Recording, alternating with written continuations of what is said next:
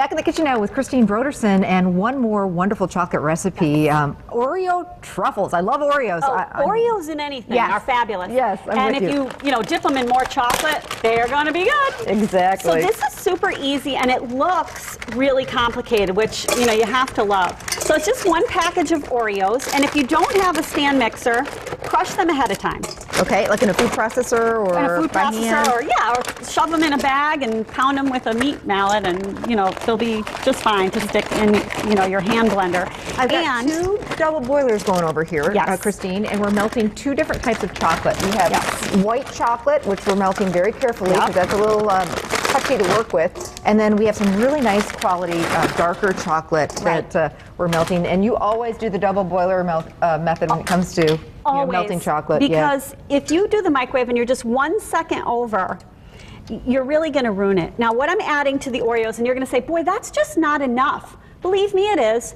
It's just an 8-ounce package of the mascarpone cheese, and you can find that in sort of the gourmet section of cheeses in your grocery store. And what it is basically is Italian cream cheese.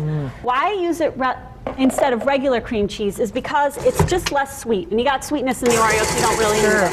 So just let it rip, the full-on Oreos and let it go. And the mascarpone. Yep. That's easy. Oh, it's so easy. The only thing that it needs is a couple of hours in between each step. Okay. But the steps themselves are simple. Okay. So it's a fun process. Okay, so they're mixed. Okay. And you've got this batter. Now you're going to take this batter and you're going to put it in the fridge either overnight or for at least 3 hours. Okay. And then it's going to turn into this just kind of move it like fudgy section. Okay. All right.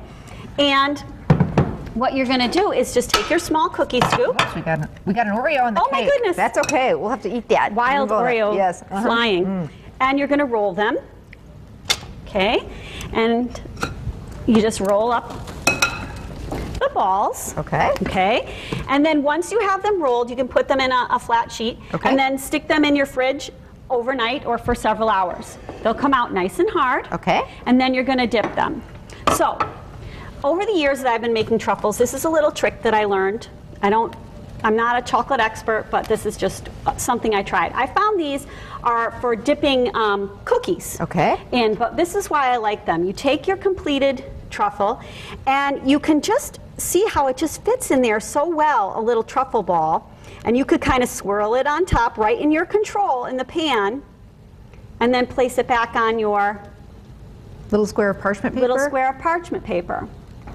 Okay, and then you could kind of fix it and make it look nice.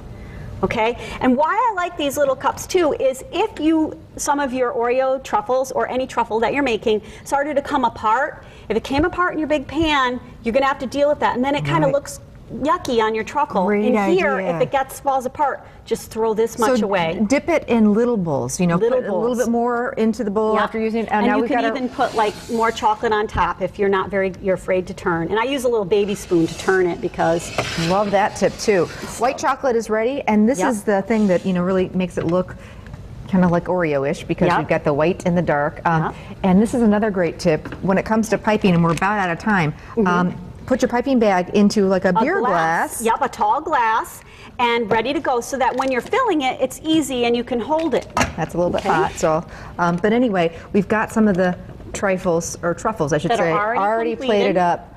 And look at those. Just drizzle a little bit on top. Down. No. And the striping also is great because if you made any little mistakes when you were rolling them, the stripes sort of take away from that, and they look great no matter how you rolled them uneven or anything. The striping takes it all away. Oh, I can hardly wait to dig in and try one of these. Thanks so much for coming. Thank you for having me. Come back again. Keep those great recipes coming. Thank you.